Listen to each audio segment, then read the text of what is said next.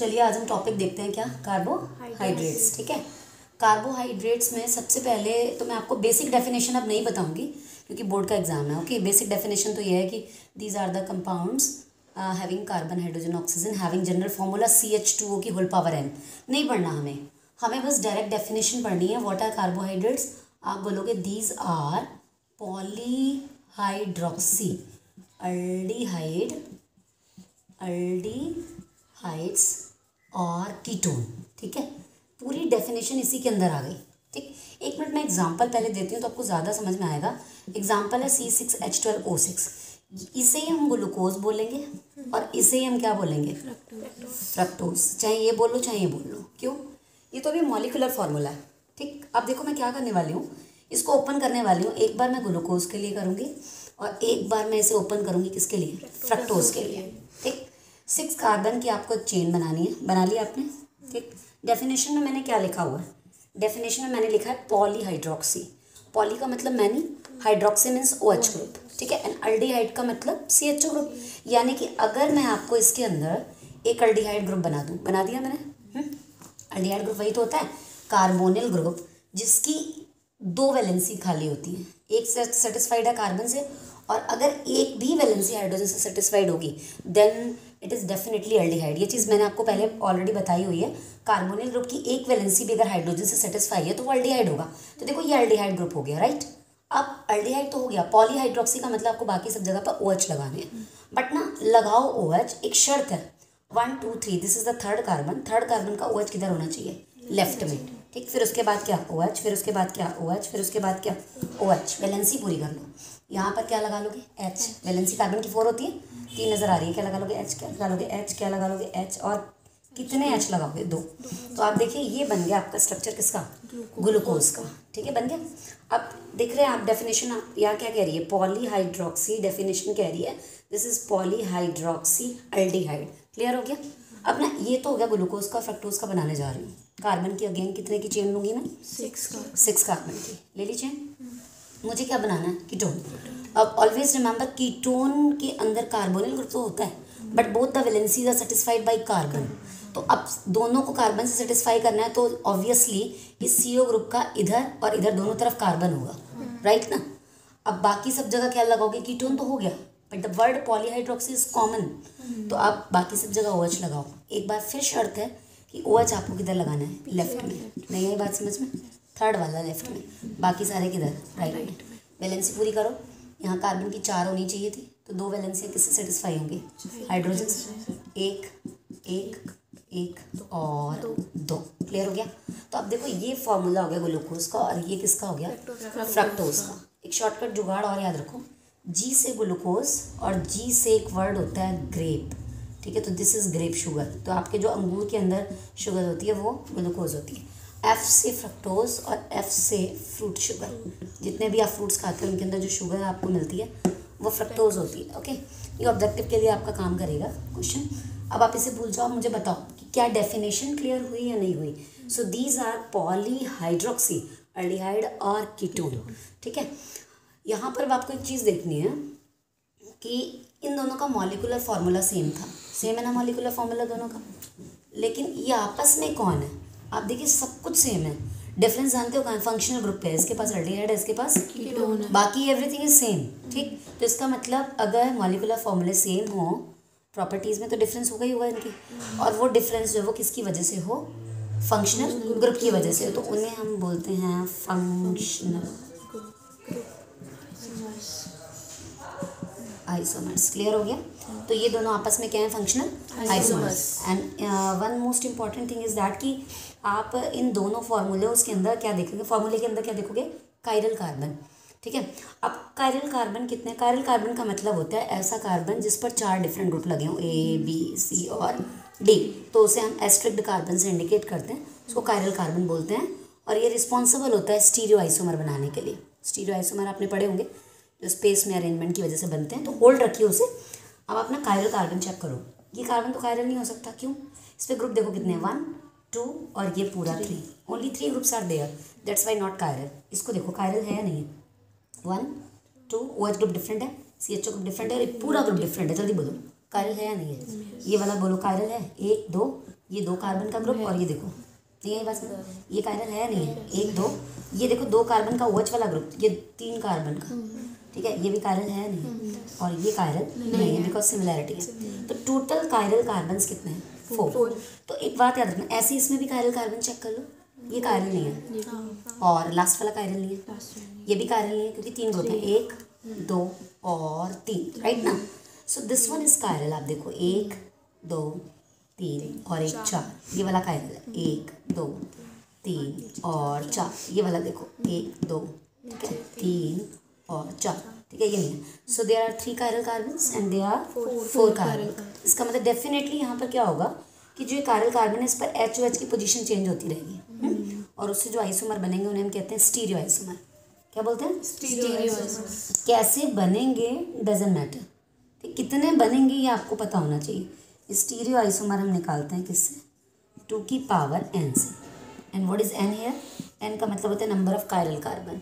Okay, तो बताओ इसमें कायरल कार्बन कितने? 4। तो यहाँ 2 की पावर क्या हो जाएगा? 4 हो गया, और 2 की पावर 4 होने का मतलब 2 2 जा 4 2 जा 8 2 जा 16 आइसोमर बनेंगे। क्लियर कर लेंगे आप? ये तो पूरी कहानी हो गई अभी ग्लूकोज और फ्रक्टोज की। मेरा ख्याल से आपको डेफिनेशन तो नहीं भूलनी चाहिए, ठीक है? क्या है जल्दी से बताओ डेफिनेशन? पॉलीहाइड्रोक्सी एल्डिहाइड और कीटोन्स, ठीक है। अब सुनिए मेरी बात, क्या करेंगे आप? मैंने आपको ग्लूकोज का फॉर्मूला बना के दिखाया, पहले तो आप इसको शॉर्टकट में लिखना सीखोगे, फिर मैं आगे आपको इसका क्लासिफिकेशन बताऊंगी। आपने ग्लूकोज का फॉर्मूले में यहाँ पर CHO ग्रुप बनाया था, याद है? टोटल कितने कार्बन बनाए थे? 6। लेकिन अभी आज ही याद कर लोगे कि इसमें 3rd कार्बन तो लेफ्ट हैंड साइड पे होता है।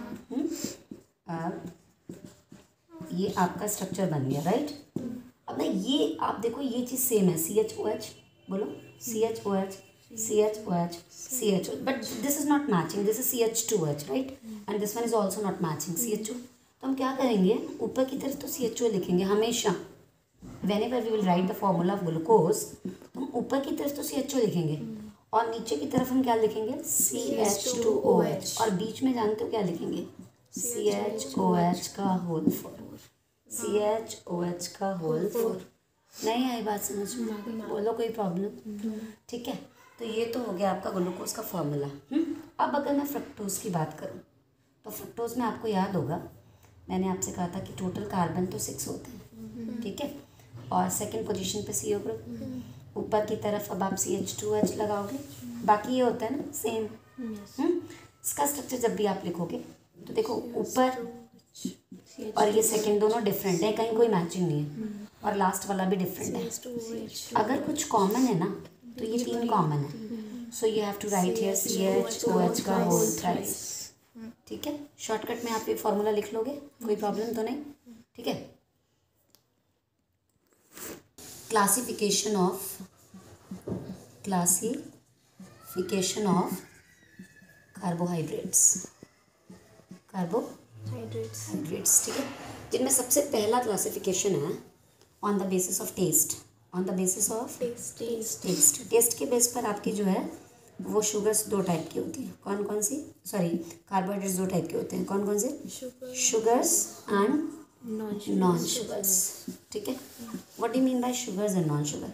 अपने घर पे आप चीनी खाते हो, मीठी होती है, ग्लूकोज खा के देखा होगा मीठा होता है। सबसे पहले एग्जांपल लिख लेते हैं। एग्जांपल एक तो हो गया ग्लूकोज, ठीक है, मीठा होता है, और दूसरा जो चीनी आप खाते हो उसका नाम होता है शुक्रोज। क्या होता है? शुक्रोज। ओके, तो अब आप मुझे एक बात बताइए कि शुक्रोज जो है वो और ग्लूकोज दोनों स्वीट इन टेस्ट है, नॉन स्वीट इन टेस्ट? तो इसका पहला कैरेक्टरिस्टिक हो गया स्वीट इन टेस्ट, ठीक है? Next one is water soluble या वाटर इनसॉल्युबल? वाटर सॉल्युबल, ठीक है, वाटर सॉल्युबल, क्योंकि दोनों को अगर आप पानी में घोल के देखो घुल जाते हैं। अगर मैं नॉन शुगर्स की बात करूँ तो इनके 2 एग्जांपल आप अभी देख लो, स्टार्च एंड सेलुलोज, ठीक है? अभी देखना ये भी ये भी कार्बोहाइड्रेट्स हैं। स्टार्च आपके आटे में होते हैं, जो आटे से आप चपाती बनाते हो उसके अंदर, राइस के अंदर होता है, ठीक है? अब देखो आप राइस खा के देखो और आटा खा के देखो, ठीक, क्या स्वीट इन टेस्ट है? नो।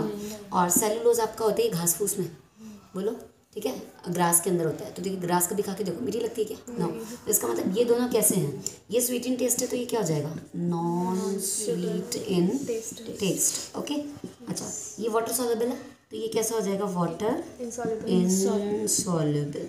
बात समझ में आई? आप जरा घोल के देखो यार, घुलता नहीं है वाटर में, यही बात समझ में।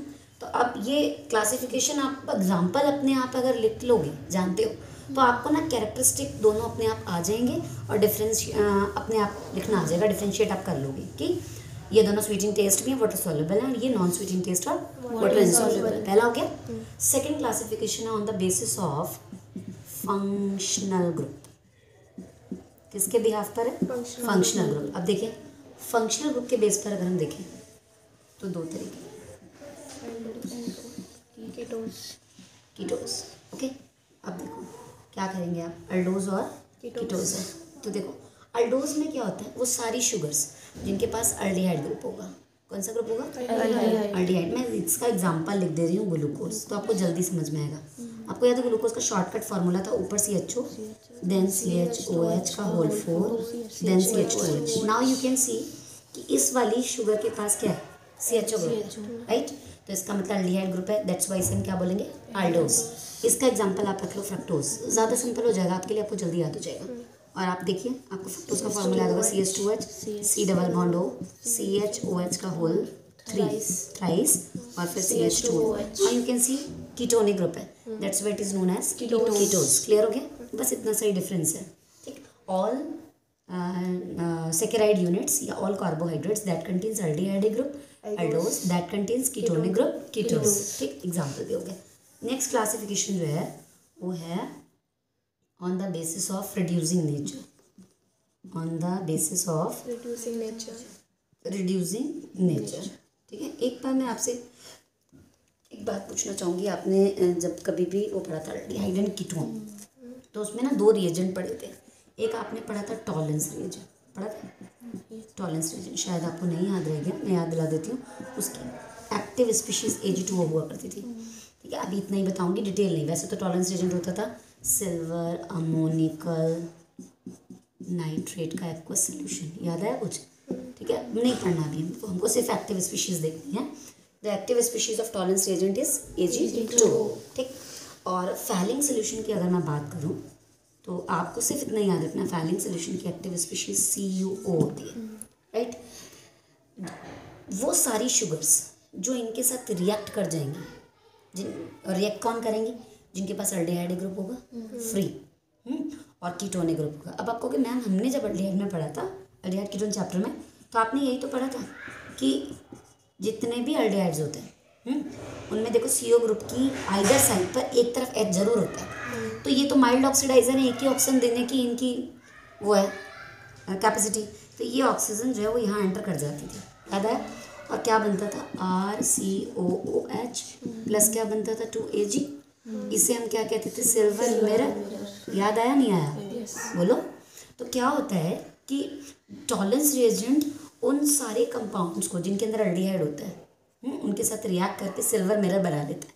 तो ज़रा देखो टॉलेंस रिएजेंट के साथ क्या हो रहा है, एक्चुअली इसकी ऑक्सीडेशन स्टेट +1 है, आप निकाल के देखो, आप इसको x कंसीडर कर लो, 2x ऑक्सीजन की -2 होती है = 0, x इक्वल टू कितना हो जाएगा 2/2, दैट इज़ 1 नहीं आ जाएगी। तो आप देखो इसकी ऑक्सीडेशन स्टेट कितनी है 1, और यहाँ कितनी होगी 0। +1 से 0 का मतलब रिडक्शन, डाउन जा रहे हैं, क्या हो रहा है, रिडक्शन। और इसका मतलब इसका क्या हो रहा है, ऑक्सीडेशन, ठीक। और ये क्या हो गया, ऑक्सीडाइजिंग एजेंट, और ये क्या हो गया, रिड्यूसिंग एजेंट। चूँकि मैं शुगर की बात कर रही हूँ, मैं उन शुगर्स की बात कर रही हूँ जिनके पास अल्डिहाइड ग्रुप होता है, वो टॉलेंट फैलिंग के साथ रिएक्शन करती हैं, उनको ऑक्सीजन लेके खुद को ऑक्सीडाइज कर लेती हैं और रिड्यूसिंग शुगर्स की तरह बिहेव करती हैं। इज दैट क्लियर और not clear, is that clear और नॉट क्लियर। वंस अगेन, ये खुद को क्या कर रहा है, रिड्यूस, ये तो ऑक्सीडाइजिंग एजेंट है। तो जितनी भी शुगर्स के पास अल्डिहाइड होगा वो इसकी ऑक्सीजन को कैप्चर करके अपना क्या करा रही हैं, ऑक्सीडेशन, और बिहेव कर रही हैं रिड्यूसिंग शुगर्स की तरह, right. So all those sugars which contain free aldehyde or free ketone. बड़ी अजीब बात है कि मैंने कीटोन को भी कंसिडर कर लिया, तो अभी बताऊंगी क्यों। वैसे तो आंसर होना चाहिए ऑल दोज शुगर यूनिट्स या carbohydrates that contains free aldehyde group, क्योंकि आपने अल्डिहाइड कीटोन को डिफ्रेंशिएट करने के लिए इस रिएजेंट को पढ़ा था। तो अभी बताऊंगी, तब तक आप इतना याद रखिए। अब जरा आपको याद कराते हैं फैलिंग सोल्यूशन की रिएक्शन आपको दिखाते हैं। फैलिंग सोल्यूशन भी यही करता था। क्या करता था, मैंने आपको यहाँ पर एल्डिहाइड दे दिया, आपने यहाँ फैलिंग डाला, दिस इज फैलिंग, ठीक। ये एक ऑक्सीजन इसको देता है। मैंने आपको कुछ इस तरीके से बताया था कि ये Cu2O का रेड पीपीटी बचता है आपके पास, बचता है ऐसे ही पढ़ा था, जिसमें रेड पीपीटी आ जाए वो एल्डिहाइड है, और जिसमें कोई पीपीटी ना आए, बिकॉज कीटोन को ऑक्सीडाइज होने के लिए एक ऑक्सीजन नहीं चाहिए, उन्हें मल्टीपल ऑक्सीजन चाहिए, ड्रास्टिक ऑक्सीडेशन होना चाहिए। तो ये तो रिएक्शन ही नहीं करेगा, कौन, नो रिएक्शन हो जाएगी, बोलो। तो यहाँ पर क्या होगा, ये भी तो क्या होगा, एसिड में बदला, यानी जितनी भी शुगर है जिनके पास एल्डिहाइड है वो फैलिंग के साथ रिएक्शन करके रेड पीपीटी देंगी, और उनका क्या हो चुका होगा, oxidation. Again I would like to say कि वो रिड्यूसिंग एजेंट का काम करेंगी, उन्हें रिड्यूसिंग शुगर बोलोगे या नहीं बोलोगे। तो कंक्लूजन निकल आया क्या, कंक्लूजन निकला कि टॉलन ऑन फैलिंग के साथ जो एक्शन है उनका, यानी उनकी जो रिएक्शन हो रही है उसके बिहाफ पर हमारे कार्बोहाइड्रेट्स 2 टाइप के हो गए। कौन कौन से, एक तो हो गई रिड्यूसिंग शुगर्स, और दूसरी कौन सी हो गई, नॉन रिड्यूसिंग शुगर्स, ठीक है। शुगर्स क्या बोलेंगे, ऑल दोज शुगर्स जिनके पास क्या होता है, दैट कंटेन्स फ्री एल्डिहाइड, यहाँ तक तो बात समझ में आ रही है। But why I am saying और फ्री कीटोन, ऐसा क्यों बोल रही हूँ मैं, अभी आप इसको होल्ड पे लगाइए, लेकिन याद रखिएगा कि फ्रक्टोज को जब फैलिंग सोल्यूशन में डालते हैं तो फ्रक्टोज में एक रीअरेंजमेंट होता है, लॉग्री डीब्रून रीअरेंजमेंट उसे बोलते हैं, और फ्रक्टोज अपने आप को ग्लूकोज में चेंज कर लेती है। अभी जब फ्रक्टोज के अंदर तो कीटोन है, वो अपने आप को ग्लूकोज में चेंज करेगी, जब आप फैलिंग डालोगे तो वो तो फिर फैलिंग सोल्यूशन के साथ पॉजिटिव टेस्ट दे देगी। That's why I am saying कि all those sugar that contains free aldehyde और free ketones are known as reducing sugars, ठीक है, रिड्यूसिंग शुगर्स, ओके। और एग्जाम्पल आप क्या दे दोगे, कुछ भी दे दो, ग्लूकोज भी दे दो और फ्रक्टोज भी दे दो, कि फ्रक्टोज होती है ना फैलिंग टेस्ट दे देती है, हालांकि टॉलरेंस नहीं देती बट फैलिंग दे रही है, okay. And what you mean by non reducing sugar, just opposite, all those sugar that do not contains free aldehyde or free ketone are known as non-reducing sugars, ठीक है। and the example is cellulose and starch। ये आपको पता है, cellulose हो चाहे starch हो, ये पॉलीमर है, बनते तो ग्लूकोज से ही है, लेकिन जब ये सारी ग्लूकोज यूनिट जुड़ती है ना तो इनका जो एल्डिहाइडिक ग्रुप होता है वो बॉन्डिंग में इन्वॉल्व हो जाता है। अभी तो आप सिर्फ सुन सकते हो, फिर जब आगे देखोगे तो आपको समझ में आ जाएगा, डिटेल जब इसका पढ़ोगे। तो क्या बोला मैंने, बने तो ग्लूकोज से ही है, क्योंकि ये भी फूड हम लेते हैं। ग्रास में भी क्या होता है, सेलुलोज किससे बना है, ग्लूकोज से। अल्टीमेटली आपको ग्लूकोज देंगे, लेकिन इनमें ग्लूकोज का जो फंक्शनल ग्रुप होता है दैट इज एल्डिहाइड, वो बाइंड होता है, नॉट फ्री। जब फ्री नहीं है तो टॉलन फैलिंग के साथ रिएक्शन नहीं होने वाली, और जब रिएक्शन नहीं होगी तो हम क्या बोलेंगे, नॉन रिड्यूसिंग शुगर। क्लियर हो गया, बिल्कुल कोई प्रॉब्लम तो नहीं, बिल्कुल। तो बस जो टॉलन फैलिंग के साथ रिएक्ट कर जाए वो तो रिड्यूसिंग शुगर, और जो रिएक्ट नहीं कर रही है वो नॉन रिड्यूसिंग शुगर। क्लियर हो गए, 3 क्लासिफिकेशन हो गया आपके कंप्लीट। 4th क्लासिफिकेशन है on the basis of hydrolysis, hydrolysis, ठीक है। अब हाइड्रोलिसिस के बेस पर